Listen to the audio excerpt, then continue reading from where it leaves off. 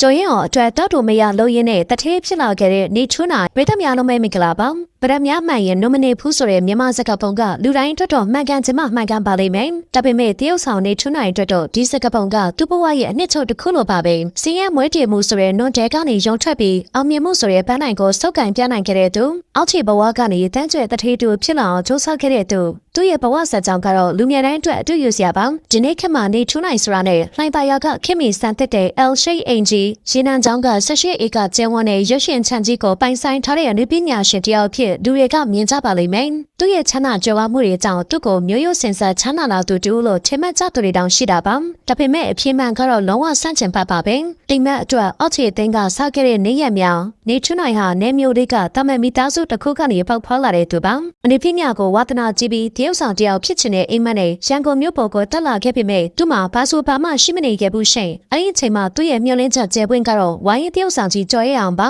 နေချွန်းနိုင်ဟာတရုတ်ဆောင်ပညာကိုသင်ယူနိုင်ဖို့အတွက်ကိုကြော်ရအောင်စီမှာတပည့်ခံခဲ့ပါတယ်တပည့်ဆိုရင်စကလုံးထပ်ပို့တဲ့အောက်ခြေသိန်းအလုံးမသမျှကိုမငင်းမညိုလောက်ကင်ပေးခဲ့ရတာပါကားမောင်းပေးတာတောက်တူမရခိုင်းတာကအစ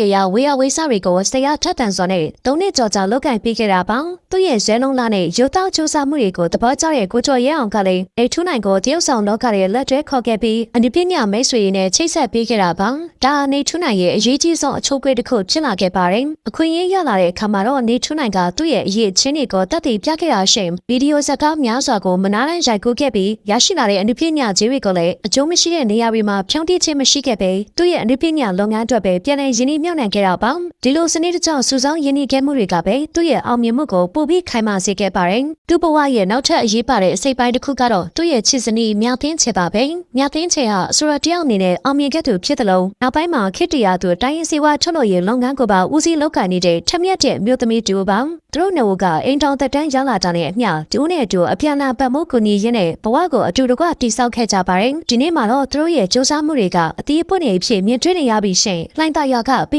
120ပတ်လည်ချမ်းကျဲကြီးထဲမှာဆောက်လုပ်ထားတဲ့သူတို့ရဲ့ L shape အင်ဂျီကနေထိုင်မှုနေရာတစ်ခုသာမကသူတို့စီးပွားရေးအင်ပါယာရဲ့ဘူချုပ်နေရာတစ်ခုလည်းဖြစ်နေပါတယ်တရားထက်မှာဇနီးဖြစ်သူရဲ့တိုင်းရင်းစေးတိုက်လုပ်ငန်းကိုလုပ်ကိုင်နေကအပေါ်ရက်မှာတော့နေချွန်းနိုင်ရဲ့ Target Stand Studio ကားဆက်ရေးအခန်းနဲ့အနုပညာရှင်တွေနားနေခန်းတွေကိုပါတစုတစည်းတည်းထားရှိထားပါတယ်ဒါအပြင်ရင်းနှံချောင်းမြို့က18ဧကကျဲဝန်းတဲ့ရုပ်ရှင်ချန်ကြီးကလည်းသူ့ရဲ့အနုပညာအင်ပါယာရဲ့ရေးပါတဲ့အစိပ်ပိုင်းတစ်ခုပါဒီချန်ကြီးထဲမှာအရှင်ဇကားတွေအတွက်လိုအပ်တဲ့ထန်တော်ကျေးလက်ရှုခင်းတွေကအစအစစ်မြင့်တိုက်ပွဲဇက်ကွက်တွေအထိရိုက်ကူးနိုင်အောင်ပြင်ဆင်ထားတာကြောင့်သူ့ရဲ့ဇကားတွေအတွက်ကုန်ကျစရိတ်များစွာကိုတတ်တာစေပြီးအကျိုးမြတ်ကိုပုံမရရှိစေခဲ့ပါတယ်နေထူးနိုင်ရဲ့ဘဝခီးကကျမတို့ကိုတတ်တဲ့တစ်ခုပြနေတာရှင်အဲ့ဒါကတော့အောင်မြင်မှုဆိုတာမျိုးရိုးနောက်ခံအခြေအနေတွေပမာမမှုတည်ပဲကိုယ့်ရဲ့မစောမနစ်တဲ့ဇွဲလုံးလာစူးစမ်းအထုံမှုနဲ့မှန်ကန်တဲ့ရင်းနှီးမြှုပ်နှံမှုတွေအပေါ်မှာပဲမိတိနေတဲ့ဆိုတာပါတုံညဘဝကနေကိုပိုင်အိမ်ကိုပိုင်ကားကိုပိုင်ရုပ်ရှင်ချန်ကြီးတွေကိုပိုင်ဆိုင်နိုင်ခဲ့တဲ့သူ့ရဲ့ဇာတ်ကြောင်းကအိမ်မရှိတဲ့လူငယ်တိုင်းအတွက်တော့အားကျအတွေ့အဖွယ်ရာသင်ခန်းစာကောင်းတစ်ခုအဖြစ်ထောင်ရရှင်တန်ဒီမှာအသိချပါပဲ